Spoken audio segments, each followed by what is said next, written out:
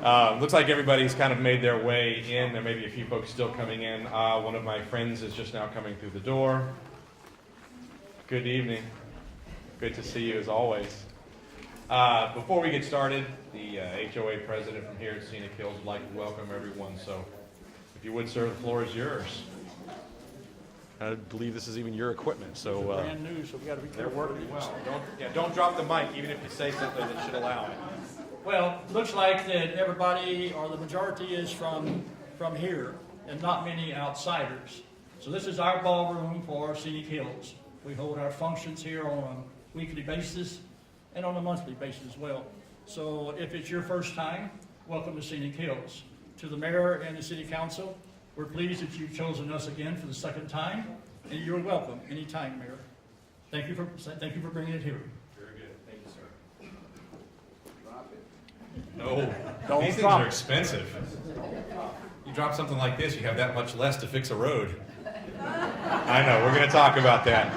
We have anticipated and are prepared.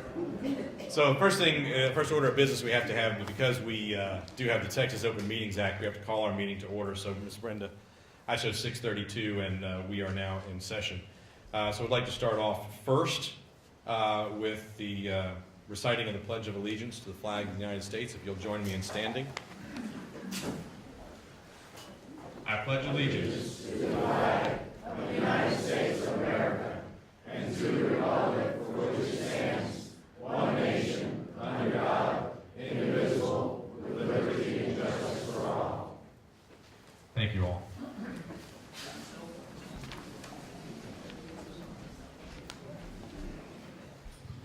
Yeah, somebody just said make sure to turn your cell phones to silent. If it goes off, I'll probably come by and see if I can answer it for you. I don't know what I'll say. Probably, I don't know. You have to ask my wife. So first and foremost, I'd like to make sure I recognize each of the members of the City Council that are here, so you know where they are and can get to them at a moment's notice. So we'll start with place one, Mr. Davis, back here in the back. All right. Place two, Mr. Gutierrez.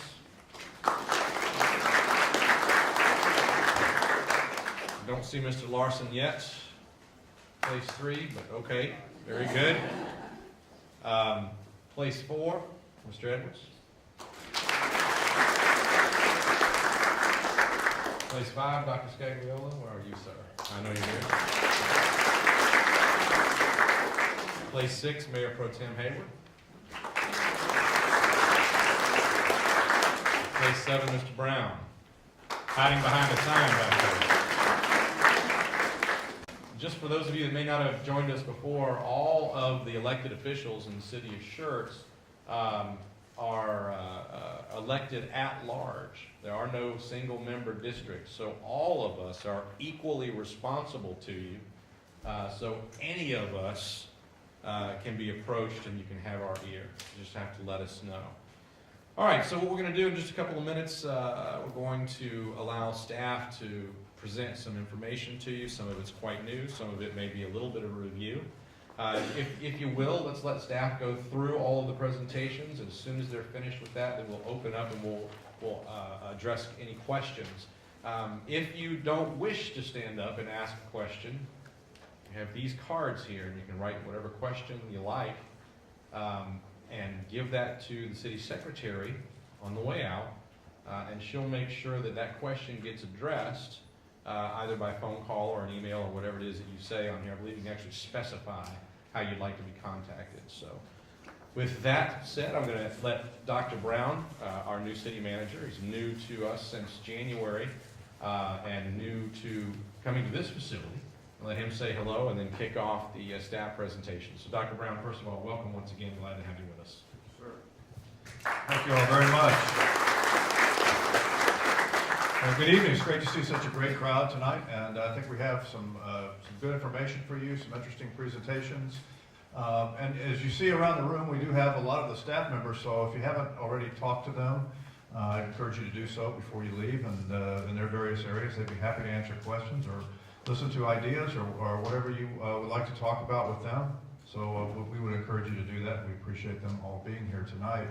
I'd just like to say, and what we're going to do is we're going to look at the State of the City video, which is a video we made a couple months ago, which sort of shows the programs that we did and that we accomplished in 2018 and the things that we're looking forward to doing this year. We're already well on the way in many of the areas. So we're going to start with that video, and then after that we'll have some other staff presentations. So are we ready?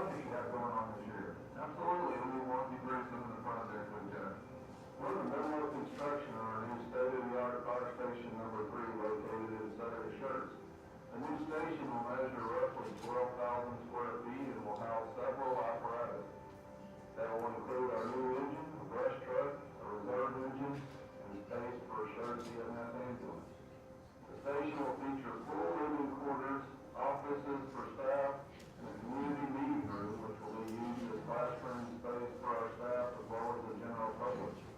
We anticipate this station reducing response times in southern shirts by 50% or more, so we're very excited to be enhancing services for our citizens.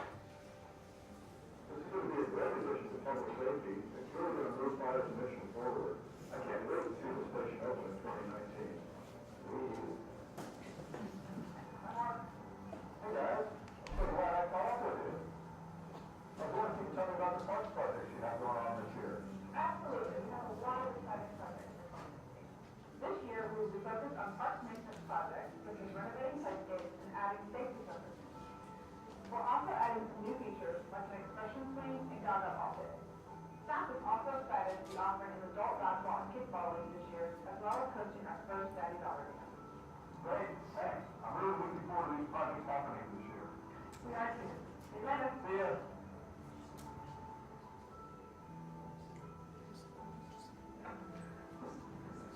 Hey guys, you got a minute? Absolutely, Mark. What's up? Hey, I was wondering if you could update me on the infrastructure projects you have going on in 2019. Sure, we were just reviewing plans for our new water storage tank in Southern Church. It's a $1 million tank that will be located in Southern Church near Corbett Junior High. It will provide storage capacity for the system and will help to normalize water pressures for our customers in that area. We're also working on a street preservation and maintenance project involving resurfacing, mill and overlay, and reconstruction of various streets across the city. The project is about 8 miles long, and it's primarily bond funded, but we have additional funds that have been made available due to the recent tax increase, so that will allow us to do a few more roads. Thanks, Kathy. I really appreciate you explaining the infrastructure projects to me for 2019. Sounds like we have a fantastic plan. We're really excited to get started. Thanks again. So long, everybody. Bye.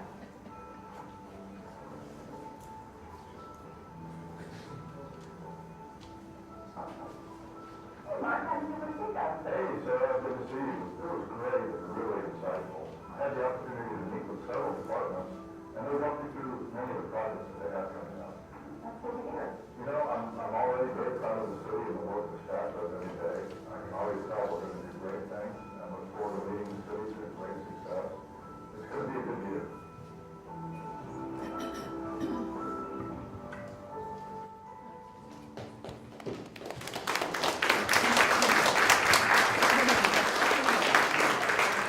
Thank you.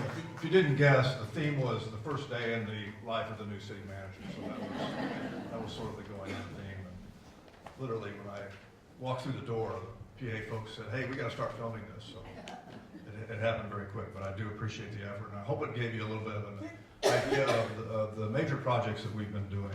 So now I'd like to turn it over to our engineering department, and we're going to have an update on FM 1103, IH 35, the drainage projects, and our street preservation and maintenance efforts for the coming year. And this is Kathy Woodley. Thank you, Mark.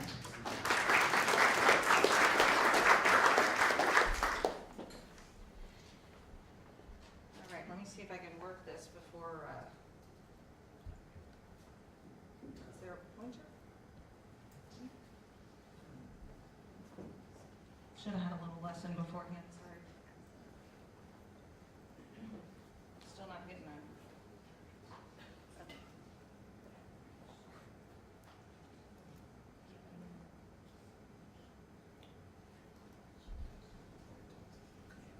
Oh, okay. There's no that for the laser. Oh, okay. All right, I'll just, I can do that. Okay, thanks everyone for coming out tonight. The first group of projects that I'm going to talk about are all TxDOT projects. We're very fortunate to have a great relationship with TxDOT, and since we have a number of interstates and farm-to-market roads running through our community, we're very thankful to them for helping us out. Some of them we pitch in and pay for part of them, but really TxDOT drives what goes on. So the 1103 bridge, we've been dealing with that for quite a while. Concrete work continues in the next month or so. Bridge rails on the main span, curbs, sidewalks. The construction completion is still estimated for June 2019, right around the corner.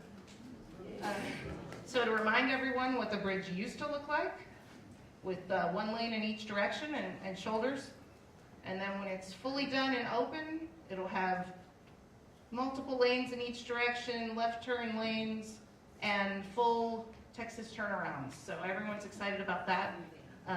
I'll point out on here that you see over here a 17-foot shoulder.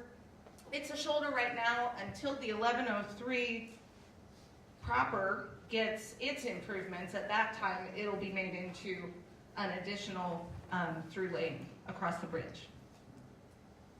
So next we'll talk about the 1103 improvement project that we've been talking about for years. Again, as a reminder, it starts at the bridge at 35 and runs all the way down through Cibolo to Rodeo Drive, right by Steele High School. This is the existing 1103, just one lane in each direction with a left turn lane. And in the end, it'll have 2 lanes in each direction, center median, turn lane, bike lanes on each side, and 6-foot sidewalks on each side of the road, curb and gutter, and underground drainage systems. Before the road's built, we have to relocate utilities that are in the way. So I put a little something up here about our water and wastewater utility relocations. If you have any questions about it, Jim Hooks is here from Public Works to talk about that. We awarded the contract to D. Guerra Construction on April 9th, so you might start to see some of their trucks in the area. The construction for that is approximately 6 to 8 months.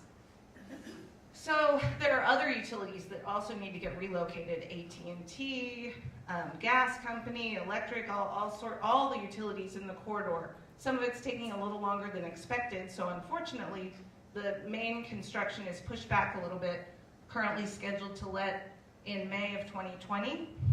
The project is supposed to take about 4 years, but again, remember, 1 mile of this is in Schertz, the rest of it's in Cibolo. So as we get a little bit closer, a year from now or so, we'll probably know a little bit better about how long and when the construction will happen in Schertz. The next project is kind of a new one, but it's happening a lot quicker than what we might have expected. And this one, I think everybody's going to be really excited about. You're going to love it when it's done. So it is some operational improvements on 35.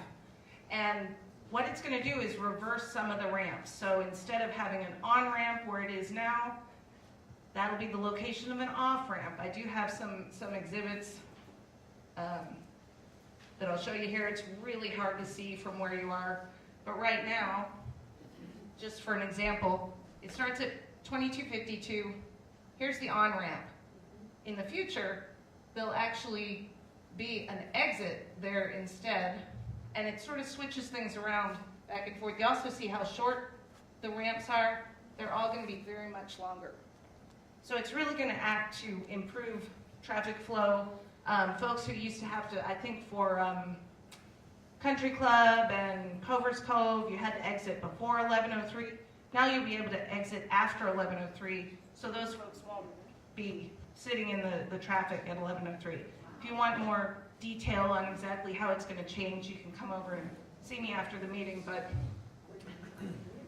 it goes up to Schwab Road also, by the way. So 2252 to Schwab Road. So this one, the contract has been awarded.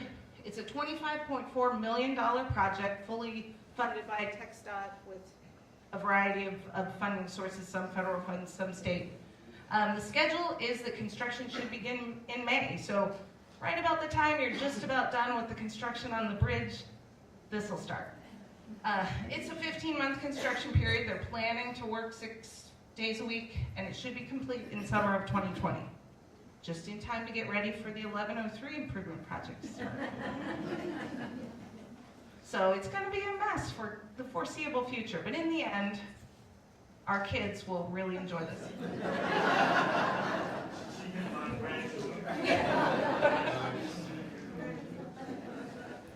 Okay, so the next project I'm going to talk about a little bit,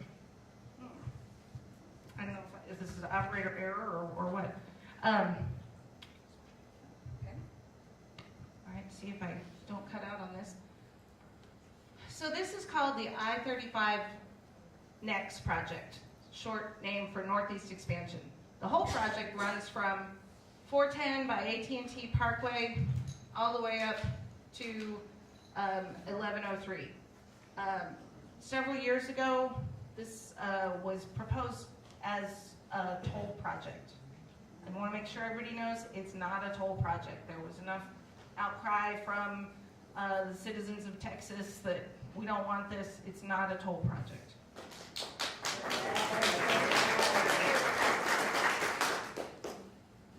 So it is a TxDOT project though, and I don't have all the knowledge of all of the funding sources for it. So I'm not going to go into that, but I wanted to make sure that you knew in case you heard some inkling about it being a toll, it's not. So the portion from the Barry-Guadalupe County line, which is Cibolo Creek, through 1103 is about $375 million. The whole project is over $1 billion. I don't have all the figures on that. This is a massive project. So the current tasks in this, and it has been going on for quite some time, but a little bit more behind the scenes. Now they're starting to have public input. Several of us from staff went to a meeting with TxDOT and their consultants to brief us on the project, so that's what we're bringing to you now. So they're going to do this as a design-build project, and they plan to put that out for proposals in fall of 2019, expect to execute a contract mid to late 2020, and then start in 2021, so it's sooner than later. So a little bit about this project. The areas that you see up above in the red boxes, this is what the section will look like. So imagine this on I-35. It's really hard to even think about. But they have started acquiring some of the right-of-way they need for this, but they really don't need as much as we might think. You can see the existing right-of-way here, and on the other side, they're able to fit this in most of the right-of-way that's there by constructing the elevated lanes. And they will have HOV lanes, which of course are the ones where you're supposed to have more than one person in, not just you and a giant teddy bear, but more than one person. But they won't be toll lanes.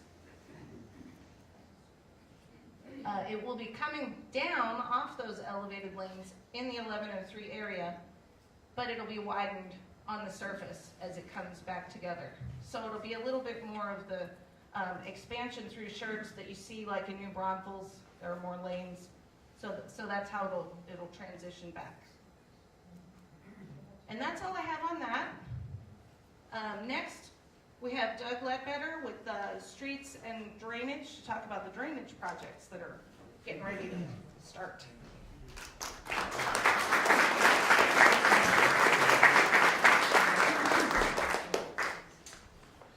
Thank you, Kathy. Good evening, everybody. We go over some of our maintenance projects that we got going on right now and hopefully upcoming projects. This year, the city had 7 projects that were designed by one of our own call engineering firms. This is our project list: Hidden Grove and Green Ridge. Those have already been out to bid and are fixing to start in late April. After going out for bids on all of these projects here, we found that they came in significantly over what was budgeted for the 2017-2018 budget. We then decided to rebid the project with only our top 2 priorities, which are Green Ridge and Hidden Grove. Green Ridge, which y'all should be aware of, is located in the Fairhaven subdivision. It is designed to capture the stormwater on the street in a drop inlet to prevent stormwater from flowing into the Scenic Hills area. Hidden Grove is located in the Woodland Oak subdivision, and it is designed to put the water underground in a pipe to eliminate maintenance issues. The banks are all too steep. It's hard to maintain that area there. Both projects were designed by LEN, funded using leftover drainage funds / 2017-18 approved budget. Project is scheduled to start in late April. We'll be starting on Hidden Grove first because we're waiting for the contractor to get all materials in for the Green Ridge project before we open up the street. The future funding, considering funding for the remaining drainage maintenance project in next year's budget. It's coming from excess reserve funding, which is also being considered for the street sidewalk projects also. It's hard to see, but here's kind of our map. Green Ridge will be at the top, Castle Hills, and it's kind of throughout the citywide, from north to south. And I'll hand it back to Kathy. I guess we'll wait until the end of your questions. Yeah,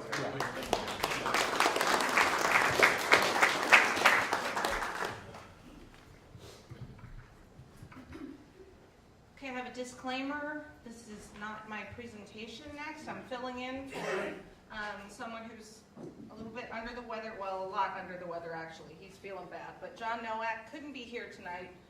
He's someone who's been with the city in our engineering department for a year and a half or so now, and he's really stepped up our game when it comes to the knowledge base that we have regarding street preservation.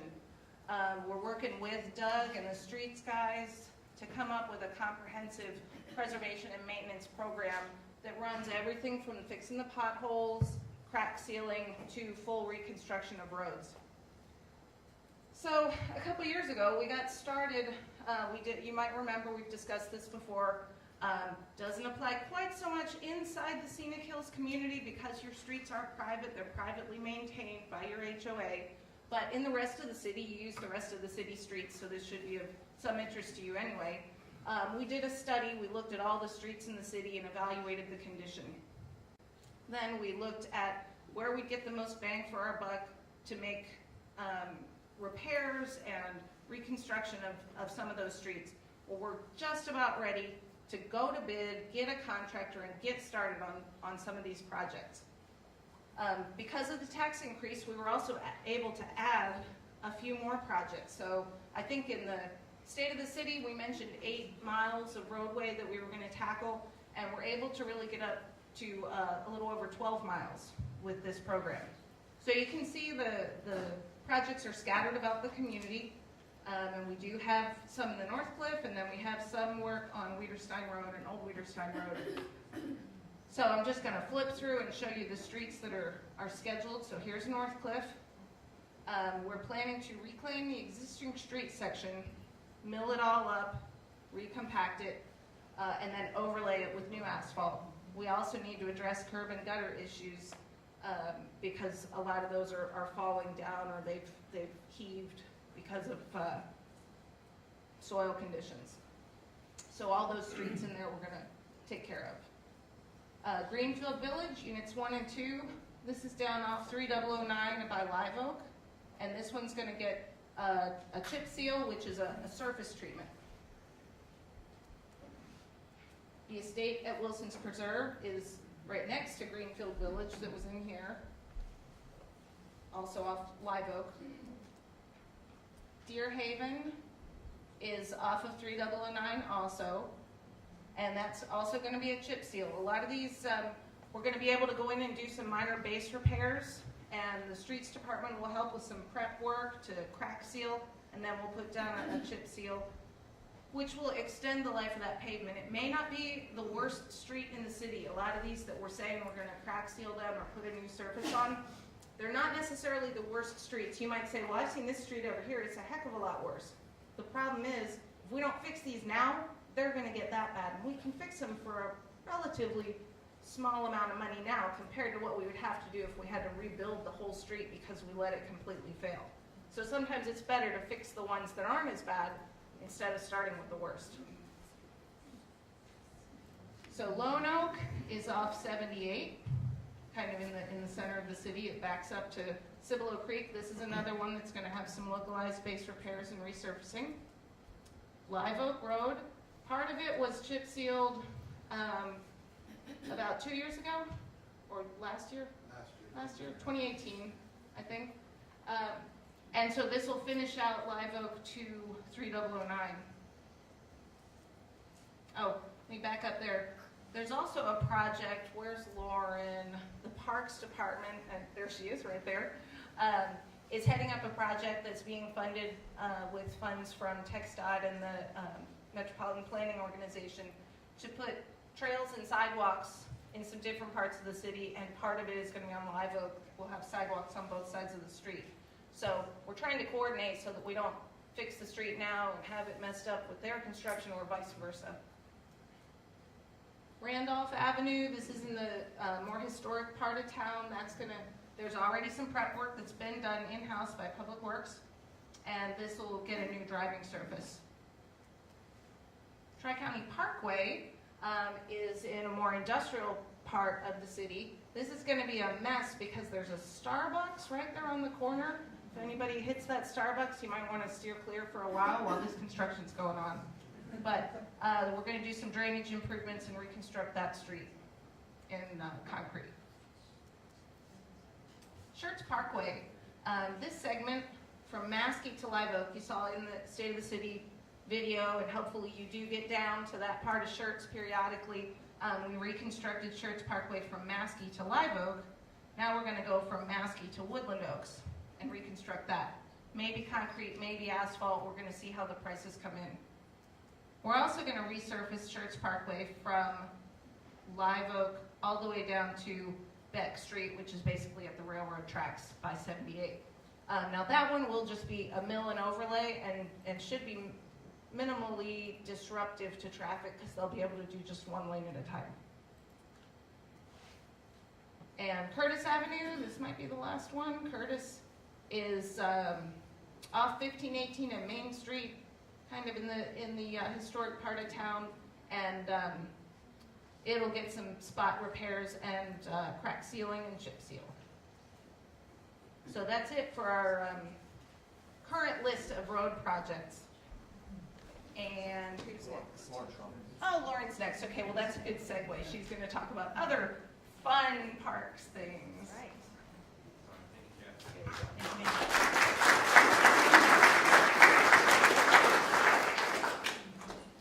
Welcome. Thank you, Kathy.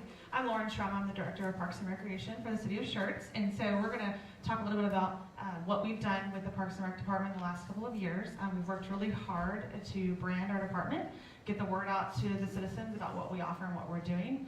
If you didn't know, Schertz actually has 24 parks. So if you don't know that, I encourage you to come talk to me after, and I'll show you our maps and get you out into all the other parks.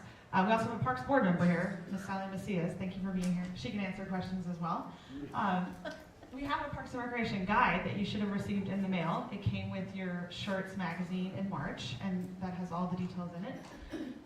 We also have started adult recreation in Schertz. That's been something that the citizens have said they wanted in the citizen survey. So we started Adult Kickball League. That started last Sunday. We have 10 teams and 133 people signed up. So we had our first set of games on Sunday night. It went well. We'll do dodgeball in the fall. So those are some of the fun things we're doing with adults recreation. We also continue to do special events in the city. If you've seen these flyers out and about, we've got music and movies in the park.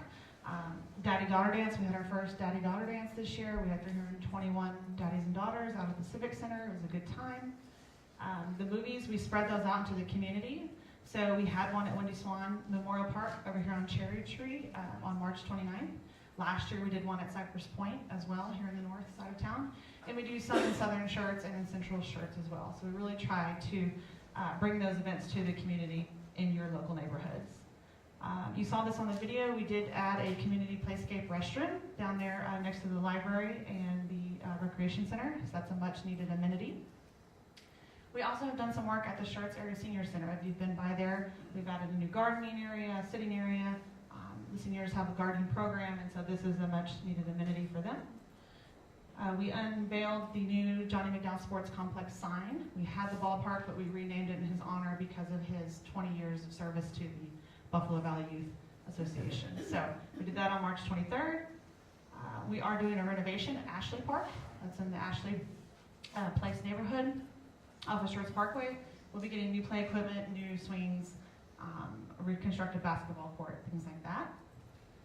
We've done a lot with maintenance. We did get additional funding with the tax increase, just like streets, and we've done a lot of projects. So I want to breeze through a couple of them here. This is some work we did at Crescent Bend. We've got invasive bamboo there. We've eliminated some of that. We're doing general power washing, more maintenance in our parks, trying to raise the bar in terms of aesthetics and cleanliness. So we're power washing signs. We're adding new interpretive signage. These are at Crescent Bend as well. We've got a lot of old aging signs in our parks. We're updating them wherever we can. We're adding baby changing stations and toddler restraints in all of our restrooms. Now these will be in all the parks across the city. We've repaired some vandalism at the playscape. This was destroyed by vandals, that stone wall. The park on the left is Windy Swan Memorial Park. We added safety surfacing to all the parks across the city. So some were raised up to about 1 foot of depth, and the surfacing is there so when the kiddos fall, they're protected from that fall. We've got new pumps at the soccer complex for irrigation. We've got water fountains throughout the city. We've got a new one at the playscape. We'll have a new one at Ashley Park, a new one at Pickerel Park. We'll have a spare on hand. If one breaks, we can replace it quickly. We've done some repairs on the one at Crescent Bend and the repairs on the one at Windy Swan. And that's our new standard, the tri-bowl, for you guys to water your dogs when you're walking, and they're all handicap accessible as well. We've done a big push for better landscaping at our city campuses. You should see those reflected there in all the annual color change-outs we've been doing at City Hall, at the Animal Adoption Center, replacing trees that have died, landscaping that's died, working on irrigation, doing water saving drip irrigation systems. We got a new sidewalk out at Gutierrez State Park. Public Works helped us out on that one. It was buckling in a lot of places, so we redid that.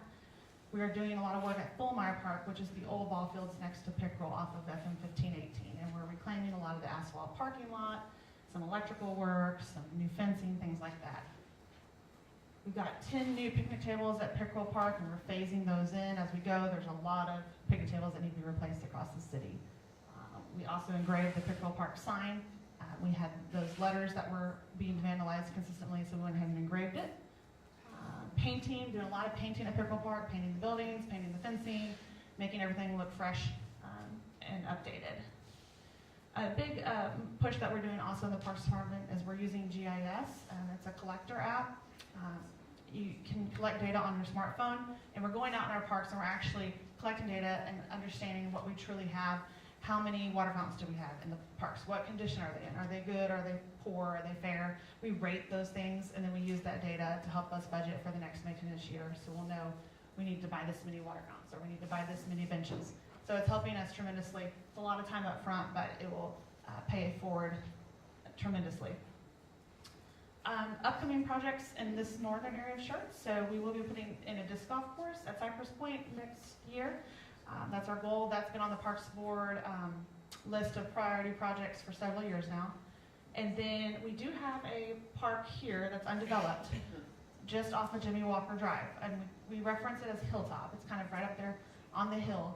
And it's an 8-acre park. It now adjoins a 14-acre park that we will have in Homestead, on the Homestead side. So those two properties now adjoin. And we're working on a plan right now to develop that park. So there will be another park coming very soon in this area of Schertz. And that's all I have. Thank you.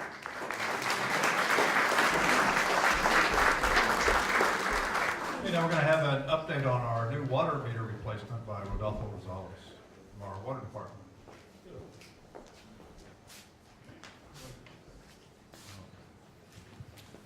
Good evening, everybody. My name is Rodolfo Rosales. I'm the Assistant Utility Billing Manager.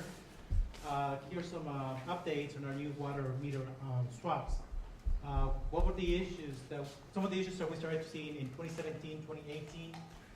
We noticed that the warranty on the current water meter system expired. Meter signal battery started to fail, and it was taking a longer time for our meter techs to take out readings. With this new water meters, it's quicker to detect for water leaks, so that way you don't have to wait a full billing cycle to find out that you have a leak. Reading data logs can be pulled from our office instead of upon request, and the water can be reviewed monthly, daily, or hourly. What to expect during this change out? Change out take less than 15 minutes, and the third-party company we have, they will leave a door hanger once they finish doing the change out. What can you expect until the change out is complete? We will be doing manual reads. The bills will be going out late. And of course, because of that, we will extend the due date on your bills. There will be non-city employees changing out meters, and to expedite this system, we will have them working Saturdays as well. Some of you live in the subdivisions, so the updates, we have changed out 3,563 meters, and we have 202 meters remaining to be changed out. We have created a new form where you can understand our bills, how to read them. So we have copies, our area over here to the right. And also, if you want to go to our website, shores.com, you can go under services and utility billing to find a copy of that, how to read your bills. And that's all I have. Thank you.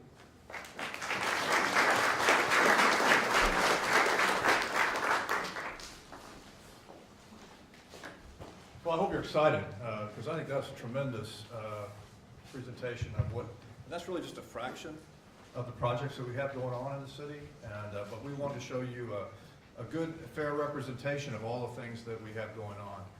I'm really excited for what we're doing. I'm really excited for the future. We're going to continue to do a lot of these projects and make a lot of improvements for the city of Schertz. We're dedicated to that. We're dedicated to using your money wisely, making sure we use the correct use of your resources, and we take that very seriously. So now I think we're going to throw it open to question and answers, and I'm quite sure I can handle all your questions by myself. So staff, you can go home. I won't need you anymore.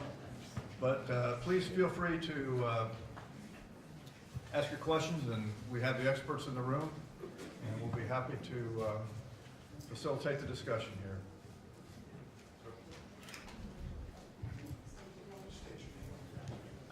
Ken Gandolfi, 3628 Scenic Drive. For the young lady at Public Works, you did not mention Wiederstein Road fixing up or reconstruction. In order for us to avoid the hang-ups over here at 1103, a lot of us have been going down Wiederstein. I don't mind going down there. I hate losing my car off the side.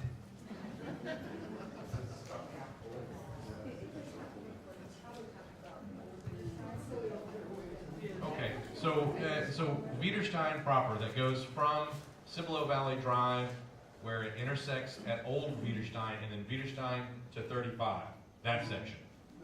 Old Wiederstein. So where Cibolo Valley Drive meets Wiederstein, and then Old Wiederstein goes over to 1103, that one's hers.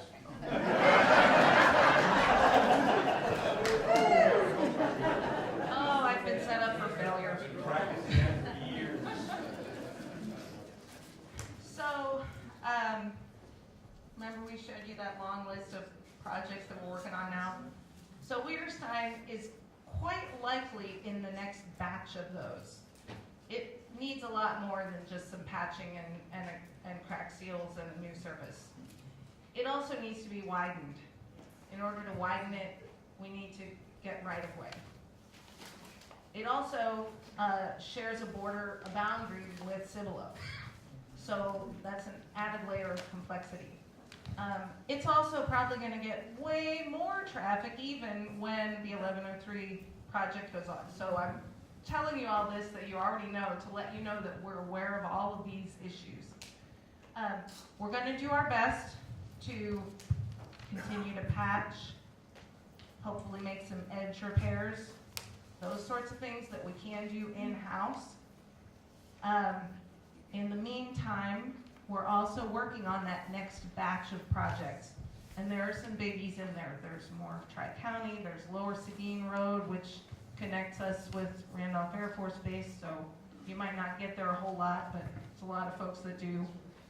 So those are some of the big ones that need massive attention. So that's what I have to offer right now. It's not, I'm sure, fully satisfactory to you, but we're aware of the issue. So we'll add a little to that.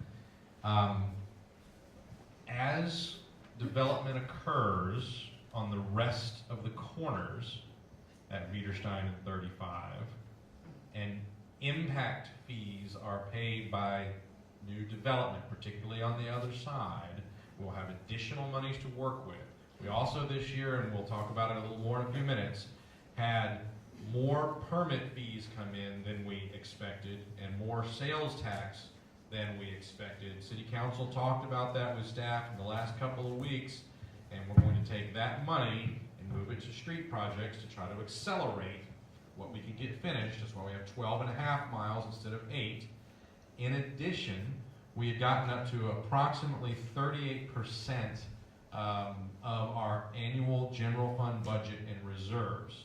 And we maintain 26% to make sure that we have the best possible bond rating with the bond rating agency, so that when we borrow money, we borrow it as cheaply as possible. So we are going to spend down that 38% on some things we need to buy. We need some rolling stock for our emergency services and other things, but a large portion of those dollars are also going to be moved into infrastructure, and in particular into streets.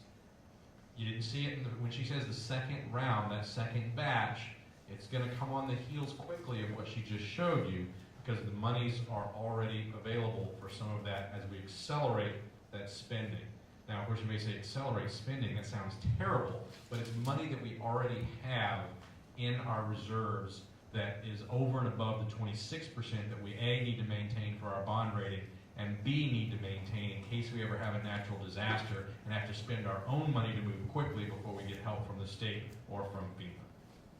All right, back to you, sir. Yeah, and just to add,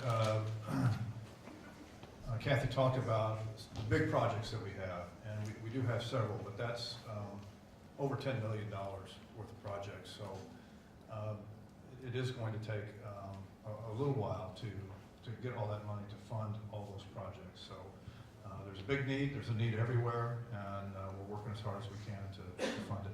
Yes, sir. A follow-up question to the old Weirstein. See how Kathy said we have to acquire right away.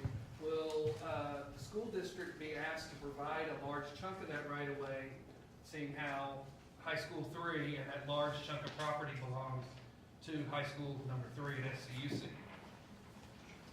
Because it's going to benefit them more than it benefits us, and I live on there. So certainly part of the right-of-way will come off of that property, whether it happens as a dedication when they plat the property, or if it happens in some sort of a deal before that, if the road comes before the school district. But certainly a good strip will come from that property. Because that road's barely qualified for my Sonata to get on, not a 72-passenger bus times 40. So, and Understood. Mr. James is well aware of my issues with that road and the pavement condition index. Understood. I'll also add one more thing. I know we have lots of questions, but we do have, and I did show you a star on the slide that said Weirstein Road. What that's talking about is we're going to do some small amount of widening at the intersection of Weirstein, Old Weirstein, Cibolo Valley Drive to allow for right and left turns to split there. Right now, I guess it backs up quite a bit, just everybody waiting for a left turn person when everybody else could be going right. So we're going to do a small project there, but the big one is yet to come. Eventually there will be. Since we're talking a little bit about Weirstein Road now, we did get a revised proposal from the city of Cibolo that I've had a chance to take a look at, that will be inclusive of asking for a little bit more participation financially from the city of Schertz, but to facilitate signalization, not just at the intersection, but at the exit from their subdivision as you go a little bit further toward 35, and then as you get up to where Santikos exits onto Weirstein, so looking at as many as three. It's not just you.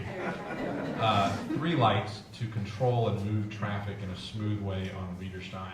Should we be able to come to an agreement with Cibolo, which I believe that we will, the improvements from Cibolo Valley Drive at Old Weirstein, from Weirstein to 35, will be about $4.7 million. It will be 2 lanes on each side with divided in the center, much like you see on Schertz Parkway, all the way out to 35. Much better flow of traffic. And with the turn lanes that Kathy was just talking about, to be able to turn right and left as you come into that intersection, we should be able to move quickly. And by the way, on Wiederstein, that's imminent. As soon as we can get the paper inked, the developer that's working with Santikos and Cibolo will work quickly, like an 18-month turnaround for that to be completed. So we're working quickly with Cibolo. Mayor Boyle and I talk on a regular basis. Hope to get that in front of both councils here in the next 30 to 45 days. Yeah, so there's one other piece to the Wiederstein Road, and that's the bridge. And the bridge is a TxDOT project.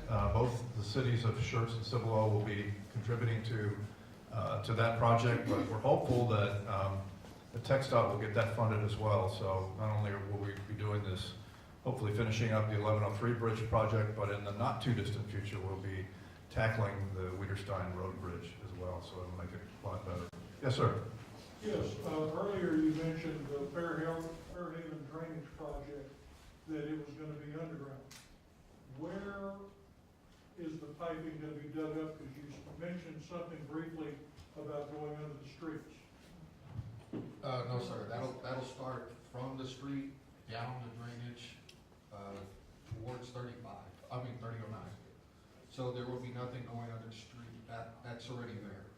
We'll be tying into the bridge, right there and then going forward. I have one here. Yes, my name is Janie Dreamer. I live in the North Cliff subdivision, specifically on Cherry Tree Drive. There are several residents here, and I thank you for all of this. This has been wonderful news and all to us. We have some extremely strong concerns about specifically Cherry Tree Drive and Chelsea Drive. Okay. People speed through. I have lived in that subdivision for 27 years. There are people here that have lived there 22 years. We feel like something needs to be done, like speed bumps on Cherry Tree, because people fly through, they disregard the speed limit. I walked down Chelsea, I almost got hit the other day by a truck that was probably going 55 miles an hour. There are 2 very small 30-mile-an-hour speed limit signs on Chelsea. You can barely see them. It's very irritating. I have called the non-emergency police number, and the police officers have come out, and when they come out, they have a heyday. People are running stop signs, they're rude, they gun the cars down Chelsea. Something needs to be done. Also, code compliance. There are RVs that are parked on private property in their driveways for more than 10 days. They're not supposed to be. Lawns are growing up to knee-high length. I'm not sure cars are being parked on lawns, which looks really ghetto. And, you know, there are several of us that take pride in our homes in that subdivision, and we feel that we're being neglected. Okay. Well, I appreciate that, and if you would make sure that we get those streets, and so that we can look into that. I don't know, Ernest, do you want to speak to the... Also, just to add another note, and I'm not going to call out a name, but I have called twice and left a particular Schertz City Council member 2 messages, and I have yet to have a return phone call from that person. Okay, ma'am. And on the same street, I've seen almost 3 kids get hit by cars trying to get on and off school buses. Okay. Because they don't stop for school buses either. Okay. All right, well, thank you, I appreciate that. I can address the RV side of it from the code enforcement. A lot of that, and I think again, we've had in the past, we've talked about it with the RVs. Most of those are covenants or deeds that are in. As far as the city of Schertz goes, there is no code. There's no city ordinance about parking your RV in your driveway, or a boat in your driveway, or a trailer in your driveway. We just don't have them. You can, as far as the HOA goes, I can't tell you to go against your HOA, but I know as far as the city ordinance goes, we don't have anything about parking your RVs in the driveway. It's non-functional. And that's we tell people, we get that all the time with the RVs. Now on the street, something different. We can handle that if people leave them there without have a vehicle attached to it. And even if they do have a vehicle attached, they can't leave it for more than 72 hours. So those are things we can do. As far as the driveway, our hands are kind of tied with that. Well, that's good. Well, thank you. I appreciate letting us know that. We'll look into the matter. Yes, sir. Oh, state you. I want to address your concern on that one. I'm the HOA president for Northcliffe. Every month, we send over to the city, to their code enforcement people, which is now incorporated in the police department. I drive all the streets and list every violation that is a city code violation. And like they said, you know, they cannot address things that aren't city code. Our HOA has a problem because when the HOA was originally drawn up and approved by the court and everything else, there is no teeth in it. There's nothing in our HOA that says we could go out and tell somebody, we've given you a notice that your car is illegally parked or your boat's in your driveway, you've got 3 days to correct it, or it's gonna cost you $25 a day. There's no fines. All these other HOAs can fine their people. We cannot do that. The only thing we can do is take them to court. The problem is, they've tried this in the past with our last president, and he went to the court, and the judge basically said, I don't care about this shit. This is your problem. We're not gonna get involved with little things that go on in your community. We've got more better things to worry about, and he threw it out of court. So we can't even take them to court. I send letters to the people. A lot of boats and driveways. We've had 3 people have moved their boats out of their driveways down on Chelsea, on the street off of Chelsea, Sherwood. So there's a little bit of compliance, but you have to also remember when I send this over to the cities to get their people, these code enforcement officers aren't just taking care of little stuff like this. They've got everything from all the way down to the 10 freeway, which is where Shirts ends, and the entire area. And there's not that many actual code enforcement officers that have to do everything, go out and look at the water to make sure there's not a whole lot of mosquitoes in it, and a lot of other hazardous type things. So they get to us when they can. Okay, well, I understand that if you're gonna incorporate an area, then you should be prepared with enough people to take care of that area if you're going to incorporate it. Well, yeah. And I'm talking about police officers patrolling the area, and other things. I mean, if you're gonna incorporate us and take our tax money, then we are wanting some protection. We want peace in our neighborhoods. We want people to take care of their property because we take care of our property. Exactly. And the ones that don't take care of their property, it just brings all of our home values down, and it's very frustrating. And I do want to say one more thing about the police department. I'm glad that you're complaining about it. They're getting a lot more complaints about people driving that they got a ticket for doing 40 miles an hour in a 30 zone. But I'm glad you're here to complain the other way, because I complain about the same thing. So thank you for being here and complaining about it. Well, you know, some of the issues. We have a question. It's like a major thoroughway, those 2 roads to get from down south to up north. Okay. It's crazy, it's always been that way. It's just to leave here, if you wanna go south, I drive up about 3 miles up to the Rockville and then turn around. That's nuts. And it's always been a problem. They used to have, the frontage roads used to be both ways. But they changed that. And they never put in another fix, so everybody drives through Northcliffe. I used to live there too, and it was a zoo back then. It was a long time ago. Okay, thank you. Yes, sir. My name is Matt Dunda. I live in Scenic Hills. During the last few visits that you've had with us, we've talked about water line relocations. I wonder if you guys can give us an update on what's going on in that area.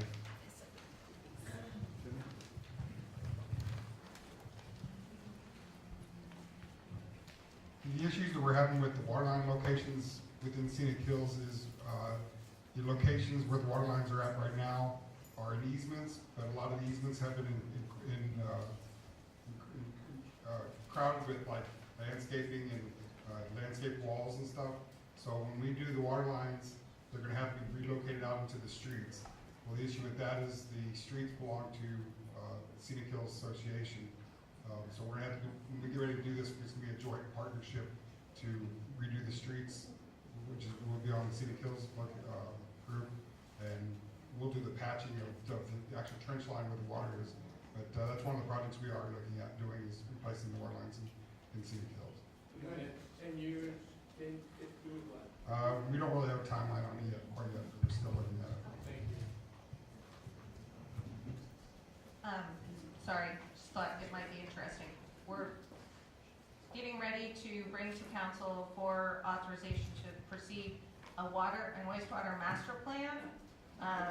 And as part of that, we'll help prioritize all the different water line replacements that need to be done in the city. Replacements, major maintenance projects, and also increases in capacity. So we're working on putting together a plan so we'll be able to better answer that question the next time we come by. Yes, sir. Right now we don't. So we're talking about the streets and Could you the water lines. could you just please state your name and where you I'm live? Norman Shaheen, Thank you. and I'm president of the association. And the association, as you can tell from our streets, they're good, but then they're not primarily good. We don't want to come in here and start doing repairs to our streets without some knowledge of when you're going to come through here and tear up our streets. So to tell us that you don't have some idea way up here somewhere in the clouds, to me, that's not a good answer for us. We'd like to repair our streets. Right, So we repair them and you come in and dig them up, we got to come back and fix it again. Yeah, so we agree that, we definitely need our water, wastewater master plan, which is something we've been lacking and something we hopefully are going to remedy here. And, but we don't want to tear up streets and then have to come back and do utilities. That does not make any sense at all. So we agree with you. And, I think all we can do is move forward from here and, do the best we can to. Some time frame would be helpful. Some time frame would be helpful. Yes, sir. I agree. Others? Yes, ma'am. My name is Rose Grumman. My name is Rose Grumman. I'd like to know the status of the golf course. Status of the golf course. Anyone want to speak to that, Brian? So I'll give you the status of the golf course. The golf course is a private golf course. It's not a city park, not a city facility. It's a private enterprise, just like McDonald's is or things like that. So in terms of the status, it's not a city facility. I mean, I get the gist of what you're asking. As we've heard, as you guys have heard, the golf course has struggled over the years. There's been talk from the owner about perhaps shutting down all of it, part of it, redeveloping part of it. We don't have, as a city, any kind of redevelopment application in for the golf course. They've not submitted a rezoning application, they've not submitted a development application. And so at this point, as you guys are driving up here, it's open and it's running as a private operation, and that's where it stands today. So the question has come up over the past. So here's my answer to you guys, and y'all don't shout out your answer. But and I mean this sincerely, and you guys get it, you guys know what I'm gonna say. So we've heard questions about, fair enough, where are we on Old Wiederstein? That needs to be improved, that needs to be repaired. We've heard issues about we need more police enforcement. Now, we've heard questions again, as we've had for years, hey, when you get into the water line. I mean, at some point, this becomes the issue of all of that stuff, including buying and operating a golf course, cost a lot of money. And so the question for you guys really, and this is the balancing act that I think our council has really done a pretty good job at, is let's move through this stuff methodically. And if you remember this past year's budget, and even what you heard the mayor talk about, it's really focusing on those core services. And so again, it's doing the things we need to do with water lines, doing the things we need to do with streets. You saw Doug's presentation on drainage. And so to some degree, that's been our focus. While we want to try to keep up with facilities with new development, buying a golf course and operating a golf course, particularly one that seems to have had its struggles because of how much revenue it's generating and profitability, is just not something as a city that's been a priority for us to take on at this time. That's the gist of it. Doesn't mean that would change, a council decision and council question, but that's where it is, trying to give you a direct answer. So a little more So the last time that we talked, I initiated a discussion with our city attorneys about a public improvement district and whether or not that would be appropriate or legal given the situation that we have. So Mr. Santee, who is here somewhere, there he is, and Charlie Zeck, who is one of the partners in our firm that represents the city, in the next 30 days or so are going to meet with me and talk about whether or not the laws that enable us to have a public improvement district would allow us to bring that forward to a group of homeowners for a vote about whether or not you want to have a special taxing district to own the golf course. I think that's probably the most fair way to approach it.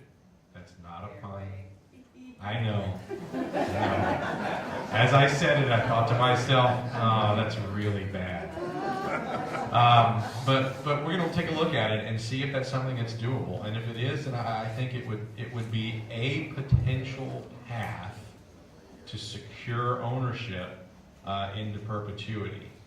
But again, I think it would only be fair if the folks that would be most affected by that would have a chance to vote on it. I think it is a challenging enough issue that the council could simply say one direction or another, but given the constraints that we have as to dollars, it's a tough decision to make. And I think that for the most part, infrastructure is what I hear throughout the city as the priority. But Mr. Santee and Mr. Zach are going to be meeting with me, like I said, probably within the next 30 days or so, and let me know under state law whether that's a reasonable possibility. If it is, I'll pitch it to the council and we'll see if we can't bring it forward.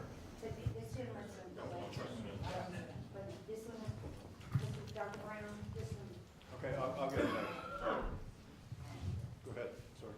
Part of the problem with that, from my understanding, is from the frontage road, 600 feet in, is private property that's all zoned commercial, and a bunch of it for sale right now. Which means that the only way the golf course would proceed if any of that's sold is as a little par 9 golf course instead of full 18 holes, which means nobody's gonna be playing there anymore, period, close it down. What are you gonna do if you try to do this, through legally? Are you gonna get that rezoned, that front 600 acres into like a greenbelt area or something to where it can't be sold commercially?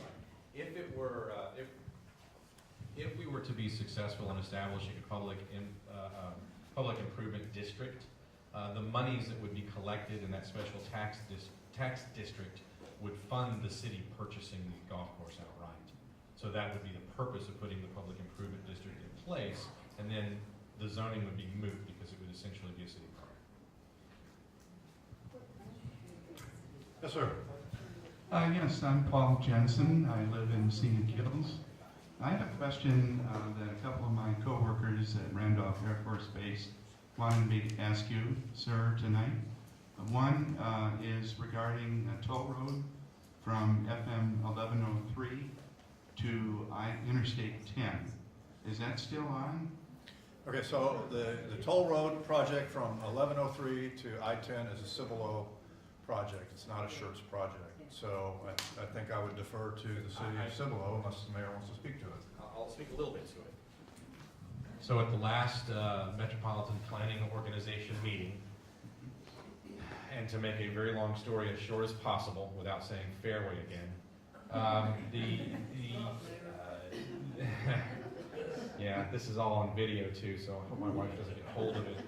Fairway, not funny.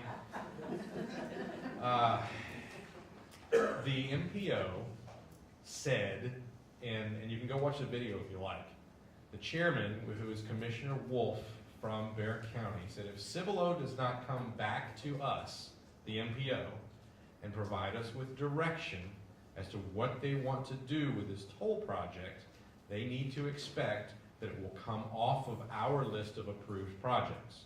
What that means, when the MPO, if they take that off their list of approved projects, then the toll road company does not have the ability to connect to Interstate 10 or to 1103 to one of the TxDOT roads.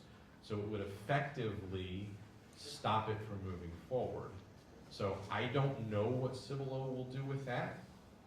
That's another sovereign city that must do as they wish to do, and we should all be respectful of that. But as of this time, the chairman basically said, yeah, well, talk to us before August, or expect it to come off our approved list of projects. That was just last month. Thank you very much. You bet.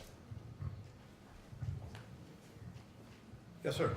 Yes, Danny Sale, I live here in Scenic Hills. He's got a Earlier, you mentioned that you're having a conversation with the city of Cibolo about Old Wiederstein right there near the freeway. While you're having that conversation, if they're being amenable to being reasonable, could you also bring up a future project of following the high voltage right-of-way and connecting that to 3009, so that residents would have a second way to get to 3009 from this part of town that does not involve the freeway or turning 15 times on Green Valley? It's, so that is already going to happen. So, do you know next to the Randolph Brooks, across the 3009 from HEB, and right there you have Rips Chrysler, which is currently stubbed out. At the completion of the Santikos project and the Cibolo side, they will take that stub out. Rips Chrysler will come all the way through to Wiederstein. And that's one of the lights that lighted intersections we anticipate having, should we be able to get to an agreement with Cibolo, and I do believe we'll be able to, on Wiederstein Road. So that would be a way that you could go south without having to go to 35. And of course, the developer wants that because they want all that traffic going through all of their commercial businesses that they're putting in. So that is part of the plan. And the last time I talked to the developer, they were almost completely finished negotiating right of way. Well, the reason why I asked was I know there's that little finger of Cibolo that runs between the two parts of Shirts. Right. Yes, indeed. We call it the horse's head because of the shape of it as it comes up Cibolo, and then there's this big head that kind of goes down 35. And yes, this will actually go directly through that section of Cibolo on the backside of the Santikos development, and will come out at Rips Chrysler right there at 3009. That is a Cibolo project. Yeah, but you should be able to go from Wiederstein without making a turn directly into the HEB parking lot in Shirts. So it should be, I'm hopeful we'll see that in the next 18 to 20 months.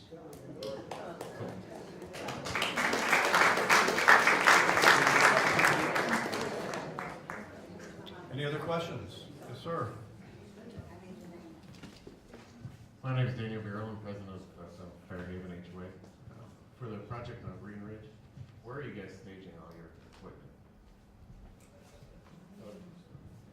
Where do you say? We're not for sure yet. We were looking at maybe talking to Scenic Hills to staging in that one empty lot right there, right beside the gate. That's one option that we're looking at, because that's the closest, but we have not come to a decision on that yet. What's the other option? We don't, there is one other option. That would be up at our storage tank up on top of the hill, which is quite a ways away. That's quite a ways away, and you have to go through all the streets to get over here. That's not our property. Okay, well, we haven't got, yeah, we haven't got, yes, sir. We haven't got into that real deep yet, but we will here shortly. So Doug, on that Castle Hill, since I was kind of going down the list, you guys gonna go back there and put that down and get that water running? As soon as we can get in there, as you said earlier, it's pretty wet in there. Can't do a whole lot, but yes, as soon as it dries out, we will get in there, yes, sir. Can I get your name, please? When you come in from Green Ridge for that drainage project, there's a gate there that's locked. What are your thoughts on that gate, and how are you gonna work it to deal with that gate there for us? Well, apparently, we're gonna have to work with y'all, and we're gonna have that gate open while they are working. So, We don't have, city has the keys. yes, the fire department has the keys, yes, sir. So we will have that gate open. We will arrange it with them. There's Kate right here. So we will arrange with them. We've got the key.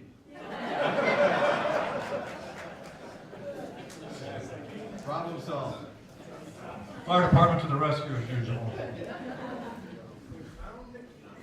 Yes, ma'am.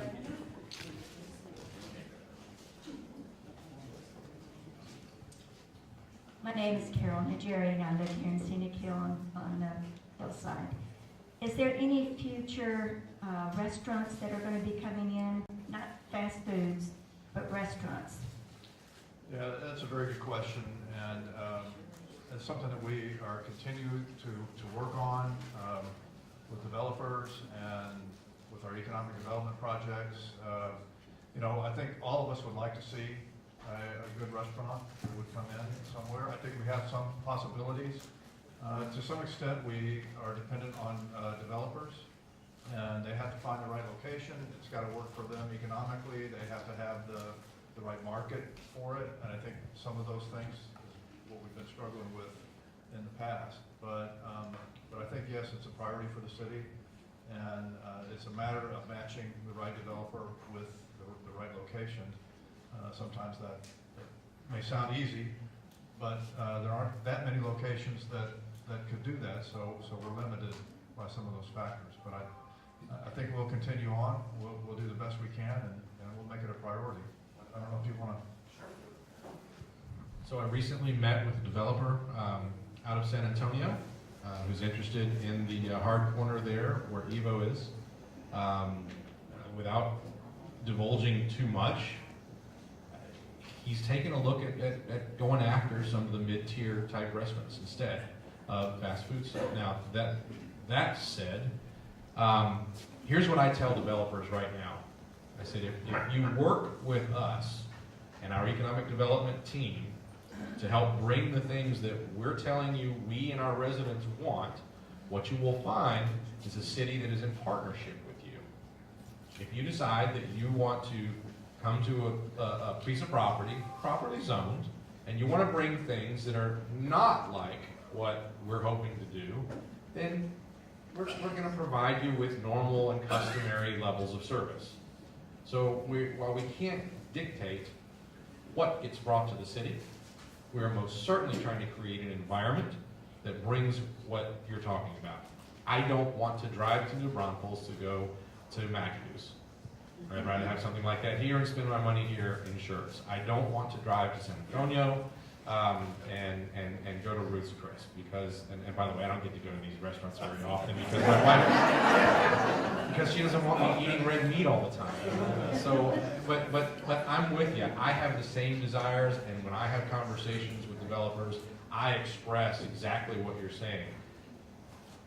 Yes, we will take Chick-fil-A here in shirts, even if they won't at the airport in San Antonio.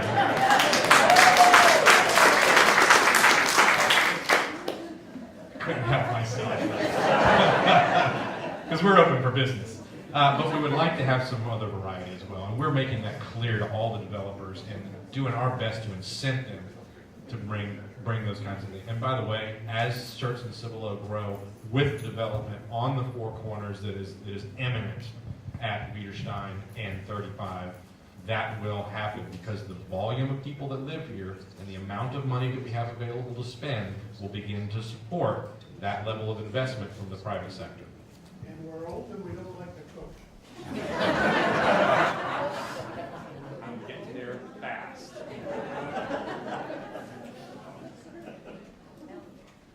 Other questions?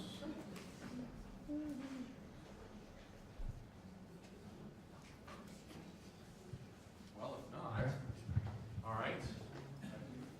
If you have questions later in the back, well, actually in the front and the back, I think, of the Shirts magazine, our email addresses and phone numbers are there. This phone right here,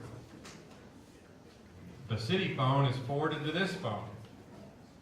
And I keep it with me all the time. I ask you not to call me at 4 o'clock in the morning if it's not a real emergency. But I have this with me on my nightstand when I go to bed at night. If somebody needs to find me, you can find me. My number, if you want to take down my number, I'll give it to you in just a second. It's 210-452-8003. 210-452. It doesn't say who it is. So hopefully they'll leave me a message. Most of the ones that say 210-488 are solicitors from San Antonio. Also, if you did not get a chance to ask a question, you think of one later, take a comment card with you, give it to the city secretary, and we'll get an answer for you. Anyone else? I know you're anxious to go see the second half of the Spurs game. Anybody else, staff or council? All right, if not, then we're officially adjourned, but the staff and we are here if you'd like to ask us questions.